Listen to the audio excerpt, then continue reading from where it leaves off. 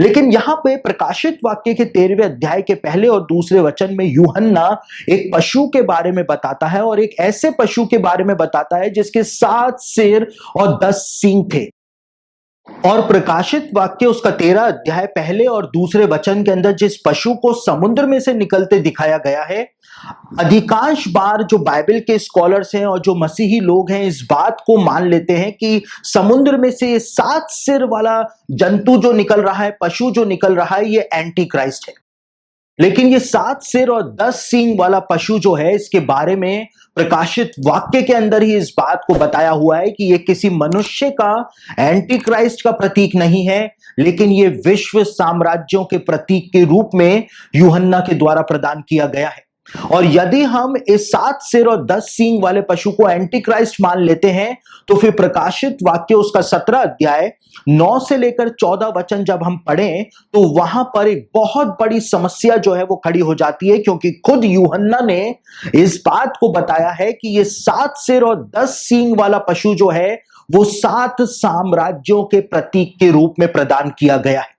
यानी कि प्रकाशित वाक्य 13 अध्याय उसके पहले और दूसरे वचन के अंदर जो पशु समुद्र में से निकलता हुआ दिखाई दे रहा है, वो एंटी क्राइस्ट नहीं है, लेकिन वो अंतिम साम्राज्य है जिसको शैतान के द्वारा पृथ्वी पर आने के बाद बनवाया जाएगा, और वो अपने प्लान बी को उसी के द्वारा इनिशिएट करेगा। यानी कि एक वर्ल्ड गवर्नमेंट जो है, एक वन वर्ल्ड गवर्नमेंट जो है, जिसमें सारे दुनिया के देश एकजुट हो जाएंगे, उसके बारे में यहां पर बताया है। और बताया है कि समुद्र में से एक पशु जो है वो बाहर आ रहा है। हमने पहले ही इस बात को जाना था कि बाइबल की भविष्यवाणियों में समुद्र जो है वो अन्य जाति जगत के प्रतीक के रूप में इस्तेमाल किया जाता है। यानी कि अन्य जाति जगत में से, समुद्र में से एक पशु जो है वो निकल करके बाहर आ रहा है। एक वन वर्ल्ड गवर्नमेंट जो है, एक न्यू वर्ल्ड ऑर्डर जो है वो निकल करके बाहर आ रहा है, जिसमें दुनिया के सारे देश जो हैं वो एकजुट हो जाएंगे। और यूहन्ना ने यहां पर बताया है प्रकाशित वाक्य उसका 13 अध्याय दूसरे वचन में कि जो पशु मैंने देखा जो समुद्र में से बाहर निकल रहा था, वो पशु जो था उसका मुंह सिंह के समान था, उसका शरीर चीते के समान था, और उसके पांव भालू के, या उसके पांव जो थे वो रीछ के समान थे। और यूहन्ना ने क्यों इन सब शब्दावली का इस्तेमाल किया? क्योंकि दानियेल उसका 7 अध्याय के अंदर भी दानियेल ने इन पशुओं के बारे में बताया है, और दानियेल ने बताया है कि वो पशु जो उसने देखे 7वें अध्याय में दर्शन और स्वप्न के अंदर, वो पशु जो हैं वो कोई व्यक्ति नहीं है, लेकिन वो पशु जो हैं वो राज्यों की भविष्यवाणी के रूप में प्रदान किए गए थे। दानियेल उसके 7वें अध्याय के अंदर दानियेल ने इन पशुओं का यूं वर्णन दिया है। दानियेल उसके 7 अध्याय के अंदर दानियेल जो है अपने दर्शन और स्वप्न के बारे में बताता है, और वो इस बात को कहता है कि उसको दर्शन और स्वप्न के अंदर समुद्र में से 4 पशु जो हैं, 4 जंतु जो हैं वो निकलते हुए दिखाई देते हैं। और उन 4 जंतुओं के बारे में दानियेल इस प्रकार से बताता है कि पहला जंतु सिंह के समान उसको दिखाई देता है, दूसरा जंतु रीछ के समान उसको दिखाई देता है, तीसरा जंतु चीते के समान उसको दिखाई देता है, और चौथा जंतु जो है वो बहुत ही भयंकर और डरावना उसको दिखाई देता है। और बाइबल की भविष्यवाणियों के जो शोधकर्ता हैं वो इस बात को मानते हैं कि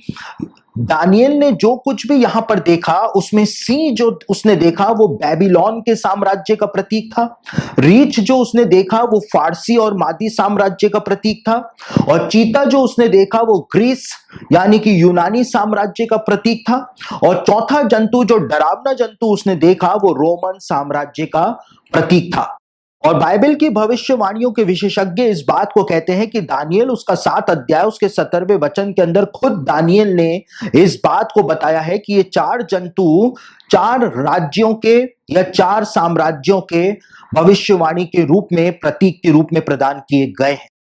और दानियेल की भविष्यवाणी के इन वचनों के आधार पर ही प्रोफेसी एक्सपर्ट्स जो हैं वो प्रकाशित वाक्य के अंदर जो 7 सिर वाला पशु बताया गया है, निकलते हुए दिखाया गया है समुद्र में से, जिसकी बॉडी जो है वो चीते की तरह है, मुंह शेर की तरह और पांव भालू यानी रीछ के समान है। इसलिए प्रोफेसी एक्सपर्ट्स इस बात को मानते हैं कि जो वन वर्ल्ड गवर्नमेंट अंत के दिनों में बनेगी, उसमें सिंह जो है वो बेबीलोन का प्रतीक है, रीछ जो है वो फारस मादी का प्रतीक है और चीता जो है वो यूनान के प्रतीक के रूप में यूहन्ना ने इस्तेमाल किया है। परंतु भविष्यवाणी शोधकर्ताओं के द्वारा दी गई ये व्याख्या क्या सही है? क्या वास्तव में यूहन्ना जो था वो बेबीलोन के साम्राज्य के बारे में बता रहा था, मीडो पर्शियन एम्पायर के बारे में बता रहा था और ग्रीशियन एम्पायर के बारे में वो इन 7 सिर वाले पशु के अंदर बता रहा था, या कोई और बात ही यूहन्ना हमारे सामने रखने का प्रयास कर रहा था? इस सब बातों को समझने के लिए हमको दानियेल की पुस्तक के अंदर दी गई 2 सबसे महत्वपूर्ण भविष्यवाणियों को समझना पड़ेगा। तब जाकर के हम इस बात को समझ पाएंगे कि यूहन्ना ने प्रकाशित वाक्य के 13वें अध्याय में आखिर क्या बात हमको बताने की कोशिश की है। और दानियेल उसका दूसरे अध्याय के अंदर राजा नबूकदनेस्सर के सपने के बारे में बताया गया है कि राजा नबूकदनेस्सर अपने सपने के अंदर एक मूर्ति को देखता है। और दानियेल की पुस्तक में इस बात को बताया गया है कि वो मूर्ति जो होती है, जो राजा नबूकदनेस्सर के सपने के अंदर आती है, उस मूर्ति का सिर नबूकदनेस्सर को सोने का दिखाई देता है, छाती और भुजाएं चांदी की उसको दिखाई देती हैं, पेट और जांघें पीतल की उसको दिखाई देती हैं और उस मूर्ति की टांगें उसको लोहे की दिखाई देती हैं। साथ ही उस मूर्ति के पांव जो है उसको मिट्टी और लोहे के मिश्रण से बने हुए दिखाई देते हैं और इसी प्रकार से उस मूर्ति की 10 उंगलियां जो हैं वो भी मिट्टी और लोहे के मिश्रण से बनी हुई उसको दिखाई देती हैं। और दानियेल उसका दूसरा अध्याय 31 से लेकर 45 वचन के अंदर दानियेल जो है वो राजा नबूकदनेस्सर के इस सपने का अर्थ बताता है। और दानियेल इस बात को बताता है कि मूर्ति के अंदर सोने का सिर जो है वो बेबीलोन के साम्राज्य का प्रतीक है और छाती और भुजाएं जो चांदी की हैं वो फारसी और मादी के साम्राज्य के प्रतीक के रूप में राजा नबूकदनेस्सर ने देखी थी। और पेट और जांघें जो पीतल की उसको दिखाई दी थी वो ग्रीशियन एम्पायर यानी यूनान के साम्राज्य के प्रतीक के रूप में उसने देखी थी। और लोहे की टांगे जो मूर्ति की थी वो रोमन एम्पायर का प्रतीक के रूप में प्रदान की गई थी। और आपको जान करके हैरानी होगी कि जिस प्रकार से 2 टांगे मूर्ति के अंदर राजा नबूकदनेस्सर ने देखी थी, उसी प्रकार से जो रोमन साम्राज्य था वो भी 2 भागों के अंदर ही बटा हुआ था, जिसको वेस्टर्न रोमन एम्पायर और ईस्टर्न रोमन एम्पायर के नाम से जाना जाता है। और मूर्ति के पांव जो थे वो कुछ तो लोहे और मिट्टी के मिश्रण से बने हुए थे।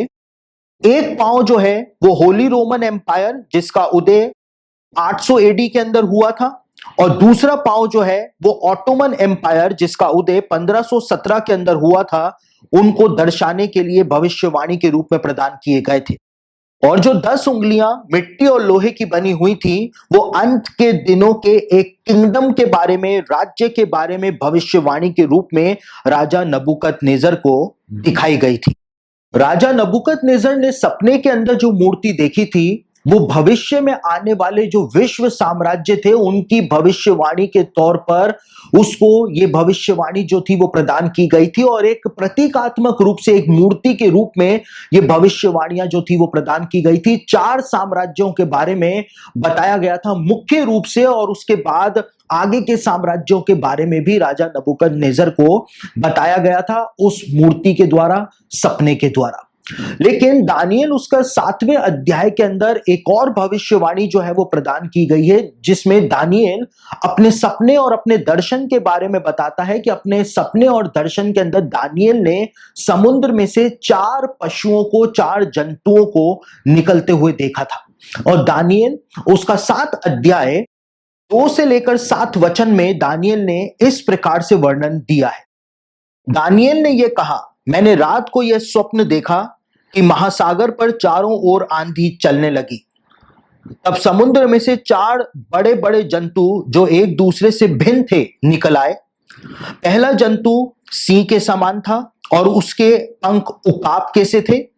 मेरे देखते देखते उसके पंखों के पर नोचे गए और वे भूमि पर से उठाकर मनुष्य के समान पांव के बल खड़ा किया गया और उसको मनुष्य का हृदय दिया गया।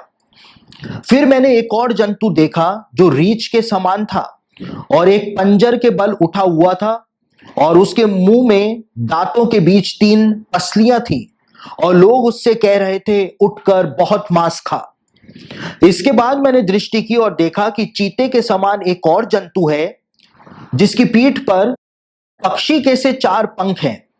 और उस जंतु के 4 सिर थे और उसको अधिकार दिया गया। फिर इसके बाद मैंने स्वप्न में दृष्टि की और देखा कि एक चौथा जंतु है जो भयंकर और डरावना और बहुत सामर्थी है और उसके बड़े बड़े लोहे के दांत हैं। वह सब कुछ खा डालता और चूर चूर करता है और जो बच जाता है उसे पैरों से रौंदता है। वह सब पहले जंतुओं से भिन्न है और उसके 10 सींग हैं। और ये 4 जंतु जो दानियल ने अपने सपने और दर्शन के अंदर देखे थे, ये जंतु वास्तव में क्या थे, इसके बारे में खुद दानियल ने 7वें अध्याय के 17वें वचन के अंदर बताया है, जहां पर दानियल इस बात को कहता है, उन 4 बड़े बड़े जंतुओं का अर्थ 4 राज्य हैं जो पृथ्वी पर उदय होंगे। राजा नबूकदनेस्सर की मूर्ति की जो व्याख्या दानियल के द्वारा प्रदान की गई थी, उस व्याख्या के आधार पर ही प्रोफेसी एक्सपर्ट्स जो हैं वो दानियल के 7वें अध्याय के अंदर जो 4 पशु दानियल ने देखे थे उनकी व्याख्या करते हैं। और प्रोफेसी एक्सपर्ट्स का, जैसे मैंने आपको पहले ही बताया, प्रोफेसी एक्सपर्ट्स का ऐसा कहना है कि जो सिंह दानियल ने 7वें अध्याय के अंदर देखा था वो बेबीलोन के साम्राज्य का प्रतीक था और जो रीछ उसने देखा था वो फारस और मादी के साम्राज्य का प्रतीक था और जो चीता उसने देखा था वो यूनान के यानी अलेक्जेंडर द ग्रेट के साम्राज्य का प्रतीक था और जो बहुत ही भयंकर और डरावना जंतु उसने देखा था वो रोमन एम्पायर का, रोमन साम्राज्य का प्रतीक था। ऐसा प्रोफेसी एक्सपर्ट्स जो हैं वो बताते हैं, मानते हैं। परंतु इस व्याख्या को मानने में सबसे बड़ी समस्या जो है वो ये है कि दानियल उसका 7 अध्याय उसके 17वें वचन में इस बात को खुद दानियल के द्वारा बताया गया है कि ये 4 राज्य जो हैं वो भविष्य के अंदर उदय होंगे। जबकि दानियल ने जो सपना देखा, दानियल ने जो दर्शन देखा 7वें अध्याय में, वो बेबीलोन के राजा बेलशस्सर के राज्य के पहले वर्ष के अंदर उसने ये सपना देखा था और राजा बेलशस्सर जो था वो बेबीलोन का साम्राज्य था और दानियल को ये बात बताई गई थी कि ये 4 राज्य जो हैं वो फ्यूचर के अंदर उदय होंगे। और यदि हम इस बात को कहते हैं कि जो सिंह दानियल ने देखा वो बेबीलोन के साम्राज्य का प्रतीक था, तो फिर बेबीलोन के साम्राज्य के अंदर ही दानियल जो था उन 4 जंतुओं को देख रहा था जिसके बारे में स्वर्ग से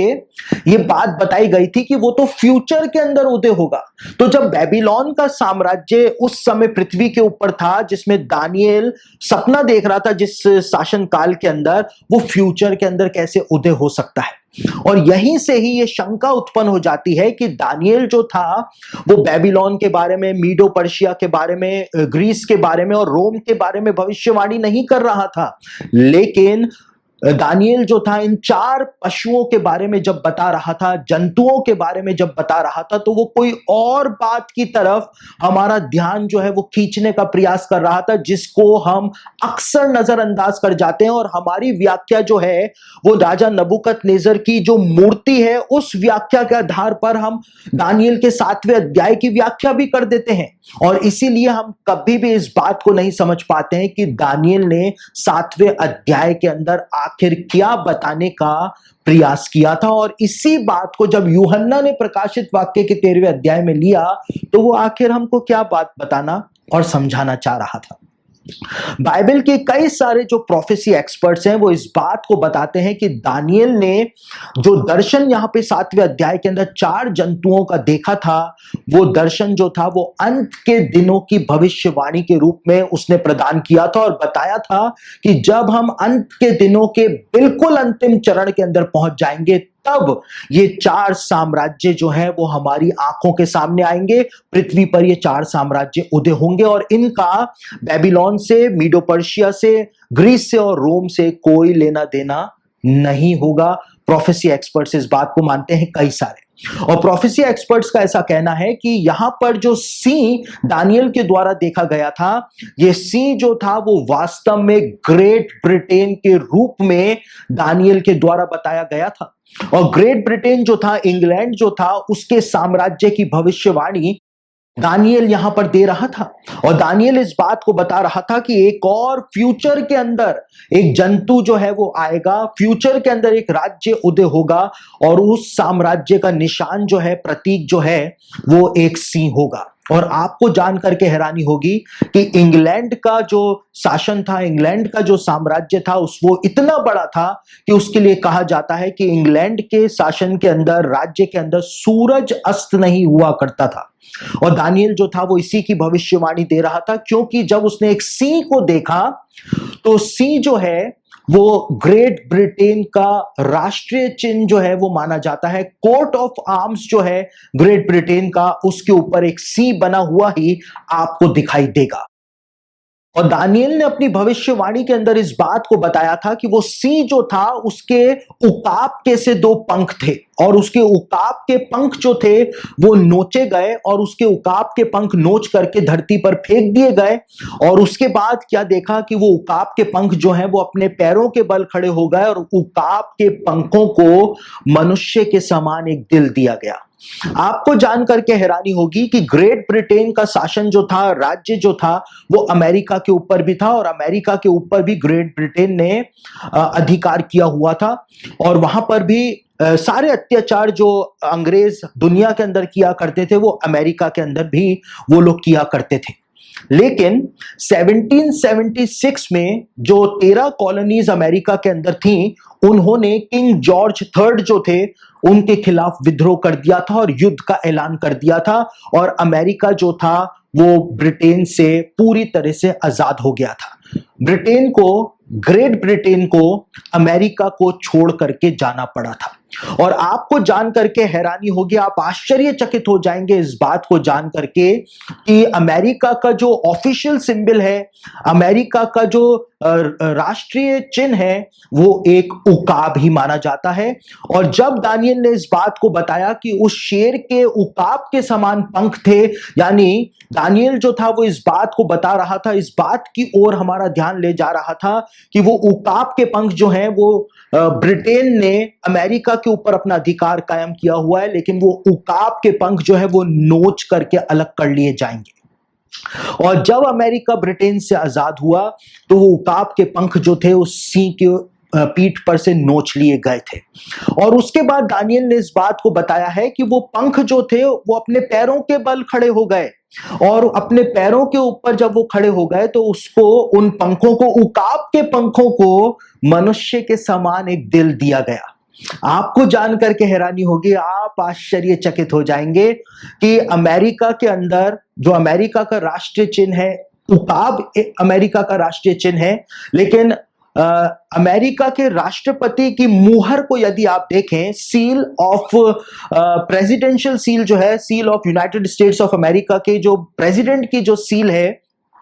उसको यदि आप देखें तो आप आश्चर्यचकित हो जाएंगे, क्योंकि दानियल ने जो शब्द लिखे हैं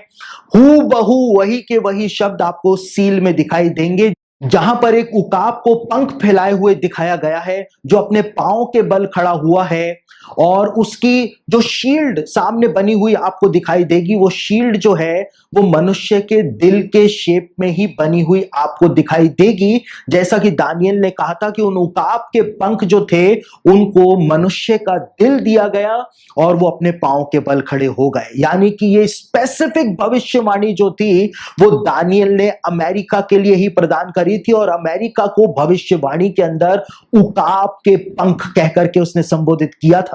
और देखिए, अमेरिका जैसी महाशक्ति जो है वो पूरे मानव इतिहास के अंदर कभी आई ही नहीं। कोई भी साम्राज्य कभी भी इतना ताकतवर नहीं हुआ जितना अकेला एक देश अमेरिका है। और बाइबल की भविष्यवाणियां अमेरिका को नजरअंदाज नहीं कर सकती हैं, और इसीलिए बाइबल की भविष्यवाणियों में अमेरिका के बारे में बताया हुआ है, उकाब के पंख कहकर के उसको संबोधित किया गया। और आगे प्रोफेसी एक्सपर्ट जो है इस बात को बताते हैं कि दानियल ने एक और जंतु देखा था जो कि रीछ के समान था, भालू के समान था। और ये रीछ और भालू जो है वो प्रोफेसी एक्सपर्ट्स कहते हैं कि सोवियत रशिया का प्रतीक जो है वो माना जाता है। और आज भी रशिया का जो सिंबल माना जाता है वो एक रीछ को ही रशिया का सिंबल माना जाता है। और लिखा हुआ है दानियल ने कि उस रीछ के मुंह में 3 पसलियां दिखाई दी। और प्रोफेसी एक्सपर्ट्स इस बात को बताते हैं कि 3 पसलियां जो हैं वो कजाकिस्तान को, बेलारूस को और अफगानिस्तान को दर्शाती हैं, जिनके ऊपर रशिया ने, सोवियत यूनियन ने अपनी शक्ति का बहुत ज्यादा इस्तेमाल किया था। तो प्रोफेसी एक्सपर्ट जो है वो एक नई व्याख्या को हमारे सामने लेकर के आते हैं। और आगे प्रोफेसी एक्सपर्ट्स कहते हैं कि दानियल जो था उसने एक और जंतु देखा था जो कि चीते के समान था। और प्रोफेसी एक्सपर्ट्स का ऐसा कहना है कि ये चीता जो दानियल ने देखा था वो वास्तव में जर्मनी के प्रतीक के रूप में दानियल ने देखा था। और प्रोफेसी एक्सपर्ट्स का ऐसा कहना है कि दानियल ने इस चीते के 4 सिर बताए थे और इसके 4 पंख बताए थे। और ये 4 सिर जो इस चीते के बताए थे वो इसलिए बताए थे क्योंकि प्रोफेसी एक्सपर्ट्स ऐसा कहते हैं कि ये 4 सिर जो हैं वो 4 राइक्स को दर्शाते हैं, 4 जर्मन राज्यों को दर्शाने के लिए दानियल के द्वारा प्रदान किए गए थे। और ये 4 जर्मन राज्य जो थे उसमें से पहला होली रोमन एम्पायर को माना जाता है, जो कि सन 800 से लेकर सन 1806 तक पाया जाता था। उसके बाद जर्मन एम्पायर जो कि 1871 से 1918 तक पाया जाता था। उसके बाद नाजी जर्मनी जो कि हिटलर का शासन था वो 1933 से 1945 तक माना जाता है। और उसके बाद जो 4th राइक है वो एक फ्यूचर का एम्पायर है, भविष्य का एम्पायर है, जिसको एक काल्पनिक साम्राज्य के रूप में जाना जाता है, जिसकी प्रतिज्ञा, जिसका प्रॉमिस जो था वो हिटलर और नाजी पार्टी के लोगों ने जर्मन लोगों को दिया था। और ऐसा माना जाता है कि भविष्य के अंदर जो एंटी क्राइस्ट का शासन आएगा वो इस भविष्यवाणी को पूरा कर देगा, क्योंकि उस शासन के अंदर जर्मनी का भी एक बहुत बड़ा रोल होगा। साथ ही दानियल ने इस बात को बताया था कि वो चीता जो था उसके 4 पंख थे। और आपको जानकर के हैरानी होगी कि जर्मनी का राष्ट्रीय चिन्ह जो है वो एक ब्लैक ईगल है। और ब्लैक ईगल के 2 पंख जो है वो आपको खुले हुए दिखाई देंगे। और साथ ही साथ होली रोमन एम्पायर जो जर्मनी का था, उस होली रोमन एम्पायर के अंदर फ्रांस भी जुड़ा हुआ था। और बाद में फ्रांस जो था वो जर्मनी से अलग हुआ था। लेकिन फ्रांस जब जर्मनी के साथ जुड़ा हुआ था, आपको हैरानी होगी कि फ्रांस का अनऑफिशियल सिंबल जो है वो फ्रेंच रूस्टर माना जाता है, एक मुर्गा माना जाता है। यानी कि जिस प्रकार से दानियल ने बताया था कि उस चीते के 4 पंख थे, 2 पंख तो उकाब के थे, 2 पंख मुर्गे के थे, वो बात जो है वो निकल करके यहां पर हमारे सामने जो है वो आ जाती है। और जो चौथा जंतु दानियल ने देखा था, उस चौथे जंतु के बारे में प्रोफेसी एक्सपर्ट्स का कहना है कि ये चौथा जंतु जो है वो यूनाइटेड नेशंस ऑर्गेनाइजेशन को दिखाता है, संयुक्त राष्ट्र संघ को दिखाता है। और इसका जन्म जो है वो सेकेंड वर्ल्ड वॉर के बाद हो चुका है। और प्रोफेसी एक्सपर्ट्स ऐसा इसलिए कहते हैं क्योंकि प्रोफेसी एक्सपर्ट्स का मानना है कि यूनाइटेड नेशन ऑर्गेनाइजेशन जो है उसकी सिक्योरिटी काउंसिल में 10 टेम्पररी मेंबर्स ही पाए जाते हैं। और दानियल ने भी जब इस चौथे जंतु का वर्णन किया था तो इसके 10 सींग ही दानियल के द्वारा बताए गए थे। यहां पर दानियल ने इस चौथे जंतु के 7 सिर नहीं बताए हैं, लेकिन सिर्फ एक ही सिर जो है वो दानियल ने बताया है। और दानियल ने कहा है कि इसे एक बड़ा बोल बोलने वाला मुंह जो है वो दिया गया।